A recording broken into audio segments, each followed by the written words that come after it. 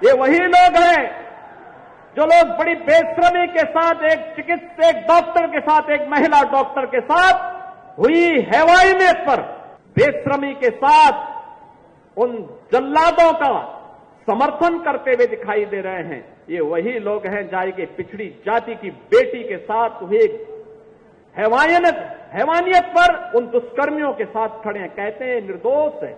इन लोगों के लिए सद्भावना ट्रेन नहीं, बुलेट ट्रेन चलेगी, कायदे से बुलेट ट्रेन। हम चाहते हैं अयोध्या आज बदल रही है, दुनिया अयोध्या की तरफ आकर्षित हो रही है। आप नौजवानों ने देखा होगा हमारा अयोध्या धाम जो पिछली सरकारों के कृत्यों के कारण अभिक्षिप्त सा हो गया था, आज अयोध्या देश और दुनिया को अपनी ओर आकर्षित कर रहा है। याद करिए अयोध्या कितनी संक्रिय गलियां थी, आज वहां की 4 लेन दुनिया को अपनी ओर आकर्षित कर रही है। वहां के मार्ग उन्हें अपनी ओर आकर्षित कर रहे हैं, वहां का एयरपोर्ट अपनी ओर आकर्षित कर रहा है। और जब आपने भी देखा होगा कि जिन लोगों को आज अयोध्या का ये विकास अच्छा नहीं लगता तो उन्होंने सोशल मीडिया हैंडल का दुरुपयोग करके दुष्प्रचार करना प्रारंभ कर दिया।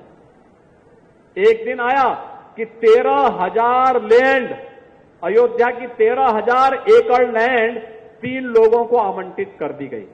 मुझे बताओ क्या अयोध्या प्रॉपर में 13,000 एकड़ लैंड है क्या? पहले तो उनकी बुद्धि और विवेक पर ही मुझे संदेह होता है जो लोग इस प्रकार की न्यूज देते हैं। दूसरा, अयोध्या में कोई भी लैंड आवंटित नहीं की गई तो इस प्रकार की फेक न्यूज क्यों देते हैं? एक दिन फिर दूसरी न्यूज आती है कि अयोध्या में धर्मपथ और रामपथ पर 3800 स्ट्रीट लाइट चोरी हो गई। यानी अयोध्या की जनता को और अयोध्या वासियों को कटघरा में खड़ा करने का ये प्रयास ये विपक्षी दलों के लोग करते हैं। सच्चाई क्या थी? वेंडर को मार्च तक स्ट्रीट लाइट लगानी थी, चुनाव के कारण नहीं लगाया। बाद में उसने विपक्षी दलों के साथ मिलकर के ये साजिश की कि ये पैसा निकाल सके, नहीं हो पाया तो उसने छोटी सी ई कंप्लेंट कर दी। लेकिन अब वेंडर ही शिकंजे में आ गया है, अब उनके आकाओं को भी हम शिकंजे में लेंगे। कौन थे इसके पीछे जो अयोध्या को बदनाम कर रहे थे? और ये अयोध्या को बदनाम करने वाले वही लोग हैं जिन लोगों ने अयोध्या में राम भक्तों पर गोलियां चलाई थी, जिन लोगों ने अयोध्या को लहूलुहान किया था।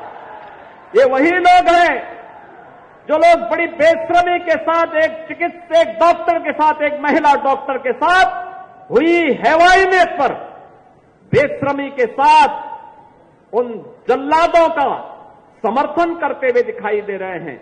ये वही लोग हैं जाए के पिछड़ी जाति की बेटी के साथ हुए हैवानियत पर उन दुष्कर्मियों के साथ खड़े हैं, कहते हैं निर्दोष है। आपने लखनऊ की घटना भी देखी होगी। लखनऊ में एक बेटी अपने पिता के साथ और भाई के साथ बाइक से जा रही है, अचानक बारिश हो गई, पानी जमा हो गया।